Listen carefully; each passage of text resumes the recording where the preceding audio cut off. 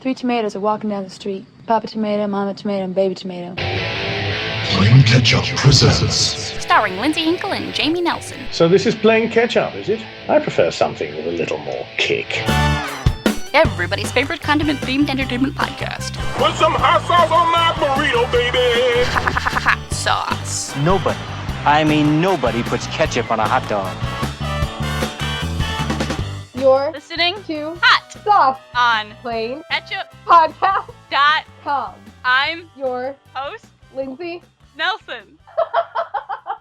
and With me is my co-host, Jamie Hinkle. Hinkle. Welcome. Hi. How are you, Lindsay? I'm good. How are you? Fantastic as always. So, Jamie. So what? I generally think I'm a pretty funny person, don't you? Funny looking. Well, now you've just thrown me off my game. Continue with your bit, Lindsay. I thought about doing stand-up, but the thing is, I'm good at making things funny in a situation, you know? Like, something funny happens and I make a joke about it. I had a few pretty good jokes, you know? Like, you know, girls always say, things would be so much easier if I was in a relationship with another girl. But they're not. And you know why? Why? Road trips. Road trips. On road trips, there's one bathroom break, and y'all go in the same bathroom. And it, like, adds this whole level to your relationship that you might not have been quite ready for. At some point, couples are comfortable peeing in front of each other. Right, but you can't wait till that point, or else one of you's gonna, like, pee yourself waiting for the bathroom at the truck stop. And as was illustrated by, you know, our little exchange just now, if someone even, like, tried to heckle me, like, in the middle of a show, I would completely freeze up and forget what I was going to say. You know, you could be a professional heckler, Lindsay, because if you make situations funny off the top of your head, that's more like what a heckler does, except for they usually do it drunkenly and not very funny. Our guest today is Michael Palascak, and I find it amusing that you and I became fans of Michael Palascak completely separately without each other's knowledge, and some hostility ensued. After I'd seen his show in La Crosse, you came over to my dorm and you picked up the brochure and you said, "Oh my God, you saw Michael Palascak," and you got really mad at me. And I was like, how the heck was I supposed to know that you even knew who he was? Haven't you seen Escape to Witch Mountain? Yeah? Yeah, they can read each other's minds and, like, throw shit across the room. Oh, I was like, what does that have to do with Michael Palascak? That's what we can do. Oh, so how did you see Michael on TV? My dad and I were watching a Comedy Central stand-up thing where, you know, there were a lot of new stand-up comedians, and out of all of the ones that we watched, Michael's was definitely the best. Like, we were laughing and quoting his act for, like, I mean, I'll still walk up and I'll quote his act and my dad will crack up. And that's like years ago that we watched that. Do you remember, like, what do you quote? It's the bit where he orders a pizza? Yeah. Mom, your pizza's here. And your mom's like, I didn't order a pizza. And he's like, oh, well, someone better pay the pizza guy. Fine, I'll eat it. Yeah. So, while we're on the subject of Michael, maybe we should just let him in and have a chat with him. What do you think, Lindsay? I think it'd be more fun to just let him sit out there while we talk about him for an hour. But yeah, let's just do all his bits right now. He doesn't need to come in, right? I guess. He looks kind of hungry. We could order a pizza. We could. Will his mom pay for it? Can I slip my cell phone bill in there? Right? All right, let's let him in and see if his mom will pay for our pizza. Michael, do I call you Michael or do I call you Mike? Because I saw you on Letterman and I got confused. I'm open to either. Like, I have friends from when I was a kid that call me Mike. As a kid, my mom would always be like, your name is Michael. I named you Michael. It wasn't a big change. Like, it wasn't a conscious thing on my part. Okay, it was trying out a new stage name or something like that. Yeah, it basically was me being like, well, David Letterman can call me whatever David Letterman wants to call me. Oh, I got to go watch a taping of Conan this year. That was really exciting for me. That's cool. A taping of what? Oh, I went to go Conan O'Brien. You've heard of him, Lindsay? Yes. Conan O'Brien? The Conan O'Brien. Not Now that Conan, Sorry, Lindsay. I'm just sitting in a corner and crying. I'm No, just kidding. Come back here. crying. No. CBS is Conan O'Brien. So who was on? It was Piers Morgan right after the whole Charlie Sheen Uh-huh. interview, and then the girl from Shameless, Emma something, I didn't see it. and the comedian was Nick Griffin. And it was so like surreal seeing, because I mean, like other shows that I've been able to do have been really fun, but it's not like I grew up kind of watching them. Like when I was a kid, I wasn't allowed to stay up that late. Then when I was in college, it was like, well, I'm not really watching those as much, you know.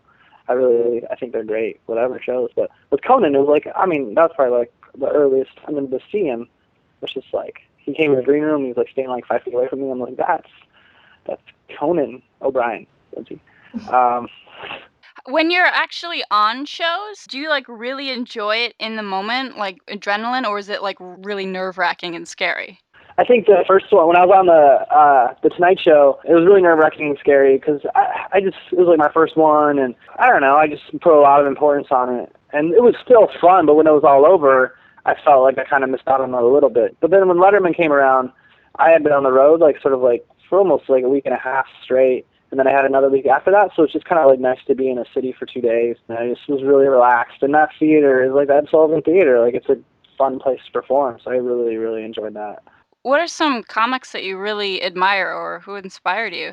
Well, I really like myself a lot. Like I'm a huge fan of me. No, and then the people that are like me, like, no. So I feel like as a stand-up, kind of, you really have to love what you do, and originality is so huge that it's sort of like huge. But I really like. There's some friends that I think are really funny, and I'm inspired by, like Tommy Johnigan. Oh yeah. I've seen him. Yeah, he's really good, and Andy Woodall is another Chicago guy. There's a comic who I just met like a couple weeks ago who lives in LA, who just like finished school probably like 2 years ago, and he's really funny, named Dan Peralt. Like I don't even know if he's been out on the road at all, but he's really, really funny. And then like the guys that are people, obviously like Seinfeld, Mitch Hedberg, and Bill Burr, and Louis C.K. How did you find like your sort of brand of comedy? I guess in the writing world they call it voice. Yeah. I feel like I'm still working on it, like I'm still trying to grow, and I feel like kind of like an advantage and kind of like a disadvantage at the same time, because I want to keep growing. Like I feel when I first started, I just wanted to get laughs. Like you want to write jokes that are original and get laughs, and so that's what I would do. And they were true to me at the same time, but now I'm really trying to write and do stuff that's new and funny, and I feel like it just came from that. Like I never was like, oh, I'm going to do this or I'm going to do that. Like stand-up is such a thing where you're on stage, and when people are laughing, it feels like it kind of hurts. It's like you feel it immediately. It's like you write something and then send it to somebody, and then you get rejected. If you get rejected in a second, so it's kind of like you're forced into something, kind of. At least for me, it was like that. I was like, oh, this is what makes people laugh, and this is what I like, and I'm being like truthful, so I'm gonna do that. So it just came from that. And I sometimes I get caught up in writing about a certain thing.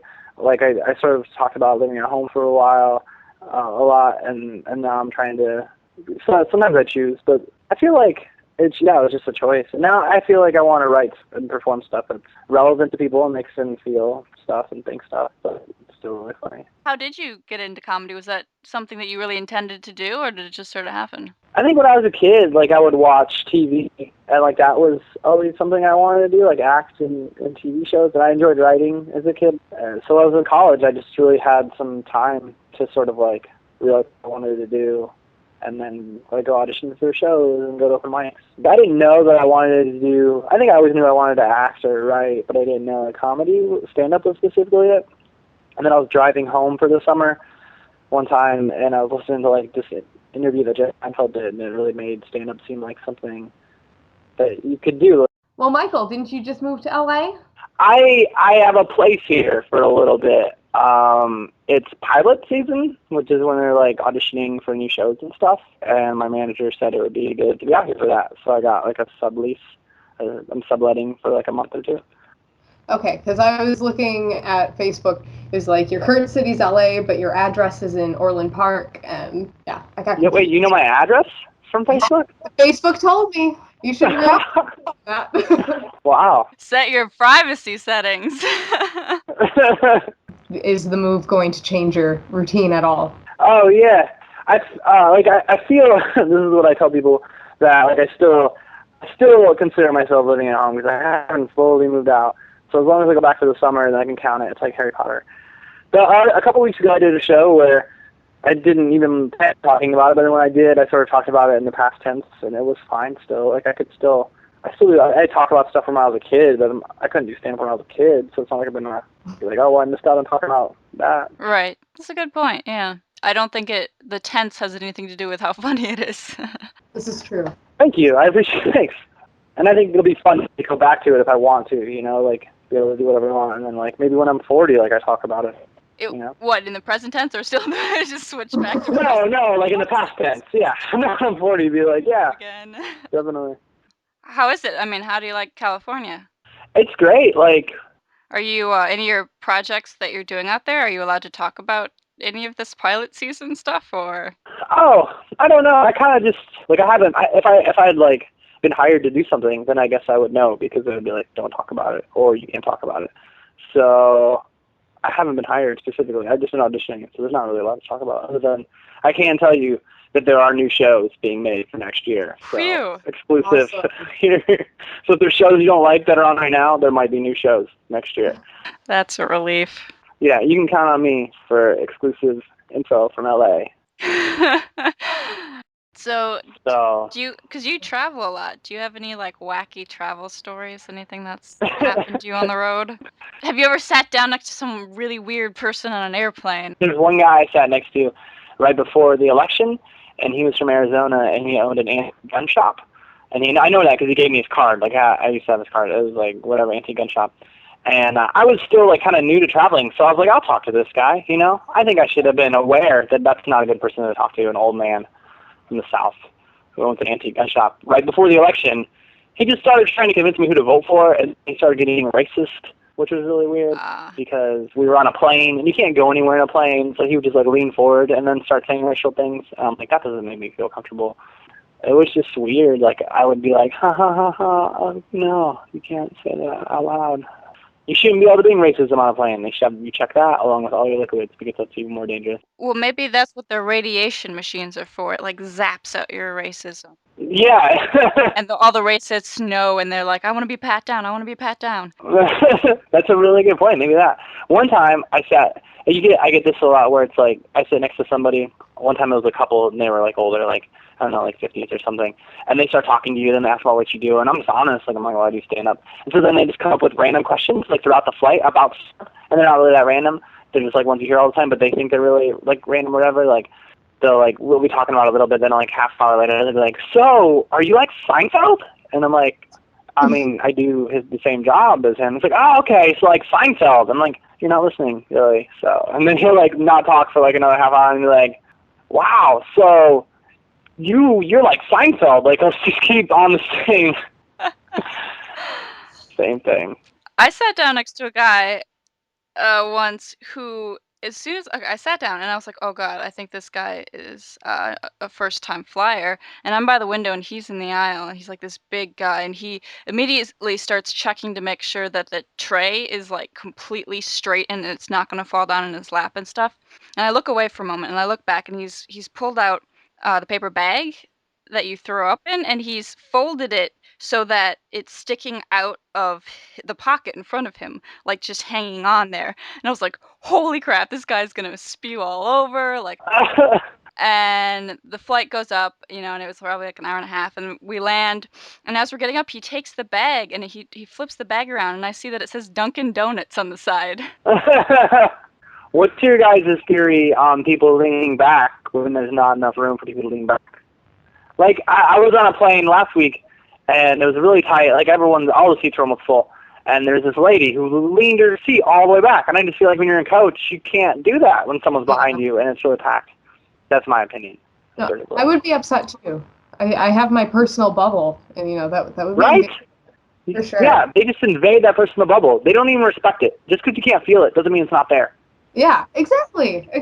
See... That's what I've been saying for years. Are you tall enough where, like, if they lean back, it, like, hits your knees? Yeah, I'm ready now because, like, usually I'm like that. I'm like, oh, I'll put my knees up. But then they do it, and I'm, like, trying to push up with my knees later, and that's not going to work, Because you can't lean your chair back anyways until there's a certain time. So I think next time I fly out, once we get in the air, I'll just be like, start I'll be ready. What's your favorite current event that has happened so far in 2011? My favorite? Wow, that's a good question. Justin Bieber's haircut? Justin Bieber what? His haircut? Oh, yeah, he did get a new haircut, didn't he? Yeah. That's definitely in the top. And some guy in a bar told me last night that Justin Bieber is trying to grow a beard. Okay. I don't follow him on Twitter, but I follow people that follow him on Twitter, and they retweet his stuff, and it's really funny to retweet. And he talks about, like, I don't know, kind of like adult things, and I'm like, you're 16. Like, why don't you just enjoy being 16? Or maybe he is, and I'm just, like, reading too much. He's, like, talking about how he's going to go somewhere and start partying. I'm like, well, you're in high school. Like, either that's not true or it is, and you shouldn't advertise that. I don't know what to say. Like, yeah. I mean, everyone has a different definition of partying, but I just assume it's, if you're a rock star, you're going to be partaking in illegal activities. Maybe that's wrong of me. But, yeah, I guess my favorite thing so far this year has been, oh, man, I'm really self-absorbed, so I haven't really paid much attention. What's the most important thing that's happened to Michael Palascak? To Michael Palascak? Wow, that's a really good point. I've lived in a place that's separate from where I've lived for like 6 or 7 years. So for like a month straight, that's been pretty important. How's that going? It's fun. Like, it's weird too, because it's like an apartment building. So the guy who lives below me, like, cause I'm subleasing and I'm living with friends, but then there's people who live below me that I don't know. And, I don't know, it's weird what people complain about. Like, I was just like cleaning my room one time, like moving stuff around. Not even like cleaning, just like taking laundry and moving it. And he called me and he was like, "You're making a lot of noise and just trying to chill out or whatever and eat." And I was like, "Oh, that's a really weird statement to make." And then like a half hour later, I hear him and his girlfriend like being like actively loud, and I was like, "Oh, you were just trying to impress your girlfriend, acting like you can control the sky." Like. So it's been fun to live in a city where I can go to places and do shows right away, but it's been interesting getting used to living with people. Do you live in an apartment building in New York? In Jersey, yeah, it's like a small apartment building. Get a little bit of the upstairs noises as well as trying not to make the people below us angry. Yeah. I live in a college apartment complex with paper-thin walls. Super Bowl Sunday was fun. Yeah. See, yeah, I mean, I lived with people in college, and I feel like I got along great there. I think maybe just people get out of college and all of a sudden they get hearing that's really, really strong. That's how it works. No, I'm the neighbor that's telling everybody to be quiet. So. You're the neighbor that does that? Yeah, I'm the horrible one. Michael, what's your favorite kind of ice cream? Oh my gosh. Have you ever heard of Superman ice cream? The like yellow, red, and blue ice cream? Yeah, that was like my favorite first. And then it was cookie dough ice cream. That's my favorite, for sure. Cookie dough? Yeah. Yeah, where do you like to get it from? Wherever's nearby. Wherever's nearby? That's a good brand. I like to go to Ella's Deli in Madison, but I don't have a place to go in Milwaukee yet. In Cincinnati, there's a really good place called Aglamisis, if you're ever in Cincinnati. And they don't have chocolate chip cookie dough, but they have really good homemade ice cream. Other than that, I think UDF is just like it's like a gas station / milk place in Ohio, and they would have really good cookie dough ice cream. They have blue cookie dough ice cream, which made me happy. Did you say blue? Yeah, they had cookie dough ice cream that was blue. Like a blue moon with cookie dough in it, or just the color? What's a blue moon? Oh, seriously? Ah. It's like Fruit Loops. Yeah, it's a very sweet ice cream. I have not had Superman ice cream, but I imagine it's like that. Is that very sweet? Maybe that's what it is. Maybe it's the blue with cookie dough. Maybe that's what it is. They just took the blue out of the Superman. So somewhere out there's a yellow and red Superman ice cream. I also like Birthday Cake Remix from Cold Stone. I think that's what it's called. Cold Yeah, Stone that's is good. awesome. They had Birthday Cake Ice Cream, which actually had to pull off the market for a little while because it had like actual birthday cake stuff that wasn't keeping very well. Oh. I ate a lot of that a couple years ago. Well, I'm glad you're still with us. Also in California, they have a thing called It's It, which is like an ice cream sandwich that has, with oatmeal cookie as a sandwich, but like coated in dark chocolate. What is it called? It's called It's It, like ITS-IT. It's It, huh? Yeah, My friend from college came out here. He's like, we have to get it. And I was like, okay. And then I ate it. I was like, yes, we did have to do this. This is the best interview ever. You guys are great. Aw, thanks. So how can your fans see your stuff? Come out to shows. I'm going to try to update my website with weeks that I'm on the road, or I definitely update my Facebook stuff. Are you still doing comedy tours? Yeah, in fact, not tomorrow, Wednesday, I'm going to Columbus, Ohio to do a college, and then Thursday I'm at Ball State, and then Friday I'm at Hanover College. So yeah, sort of You're a trying to busy do both. man. Yeah, no kidding, right? We just need some me time. Well, are you coming out to New York anytime? You're in New Jersey or are you in New York? Let me check your Facebook to get your actual address. What? My mother is entering the room, you guys. Let's go, yeah. Her mom just walked in. Is she gone now? No, she's in the closet now. She's in the closet? Why is your mom in the closet? She can come out and show. So my mom left. Okay, we can get back to swearing and stuff. Your mom doesn't swear? No, she does. She just looks disapprovingly when I do. So, shit. She blew my concentration, man. I'm glad that you were able to swear, though, just now. Yeah, it really helped me let out some steam there. Michael, what else do you have to plug? I also have a Twitter feed and obviously on Facebook that I kind of keep people updated and try to say interesting things. So it's facebook.com/Michael Palascak and twitter.com/Michael Palascak. You're like into the new social media and technology. You just got a new phone, right? Yeah, I did get a new phone.